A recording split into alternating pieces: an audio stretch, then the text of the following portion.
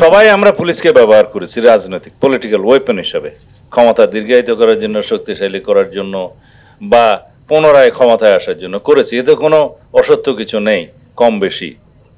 তো কিন্তু পুলিশ ব্যবহৃত হয়েছে, এটাও সত্য। যারা, আমি দুই একজন অনেস্ট পুলিশ অফিসার পেয়েছিলাম আমার জীবনে, তাদের জীবনটা খুব করুণ হয়ে গিয়েছিল। কারণ তারা পুলিশ ডিপার্টমেন্টে অপাংক্তেয় হয়ে গেছিল, কোথাও টিকতে পারতো না। তা আপনি যদি রিক্রুটমেন্ট থেকে শুরু করে প্রমোশন পর্যন্ত সর্বত্র করাপশনের আশ্রয় নেবেন, সেই পুলিশকে দিয়ে আপনি কি আশা করতে পারেন?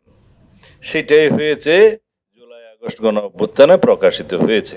6টা মেজর কমিশনের মধ্যে পুলিশ রিফরমেশন কমিশন একটা ছিল, কিন্তু আমরা 5টা রিফরমেশন কমিশন রিপোর্টের উপরে আলোচনা করেছি। 6 নম্বরটা হচ্ছে পুলিশ, এটা নিয়ে আলোচনা হয়নি।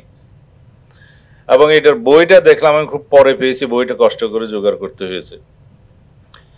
স্প্রেডশিট যেগুলো দিয়েছিল ওখানে পুলিশ রিফরমেশনের অন্তর্ভুক্তি ছিল না।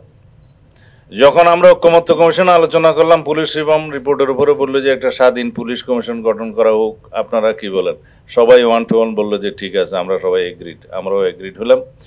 এটা হবে প্রস্তাবিত একটা আইনের ভিত্তিতে, এবং আইনের যে কমিটি গঠন, তাদের পাওয়ার ফাংশন যেগুলো ডিটেল করা হয়েছে সেটা ওখানে ছিল। ওখানে কিছু মাইনর পরামর্শ ছাড়া বাকিরা কেউ কিছু ওখানে পরামর্শ দেয় নাই। পরামর্শগুলো সঠিকই ছিল যে এটা আইন প্রণয়নের মধ্য দিয়ে স্বাধীন পুলিশ কমিশন গঠিত হবে।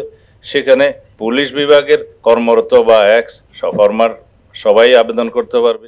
পুলিশ কর্তৃক বিভিন্নভাবে নির্যাতিত হয়েছে অথবা অনিয়মের শিকার হয়েছে, তাদের অভিযোগগুলো থাকবে, তদন্ত হবে, তারা রিকমেন্ড করবে, সেই রিকমেন্ডেশন রেসপেক্টিভ ডিপার্টমেন্টে গেলে ফর অ্যাকশন সেগুলো মানতে বাধ্য হবে। এই একটা আইন আমরা লাস্টে বলেছি যে তাদের রিকমেন্ডেশন যেন ওই শুধুমাত্র রিকমেন্ডেশন হিসেবে না থাকে, সেটা যেন মানতে বাধ্য করা হয় ডিপার্টমেন্টগুলোকে। সেই আইনের মধ্যে সেই এনফোর্সমেন্টটা থাকবে।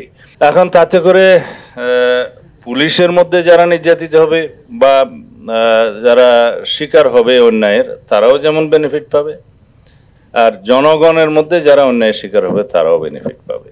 সেই হিসাবে একটা স্বাধীন পুলিশ কমিশন যদি গঠিত হয়, যেটা আমরা এগ্রিড হয়েছি, সেটাতে কিছুটা নিষ্কৃতি।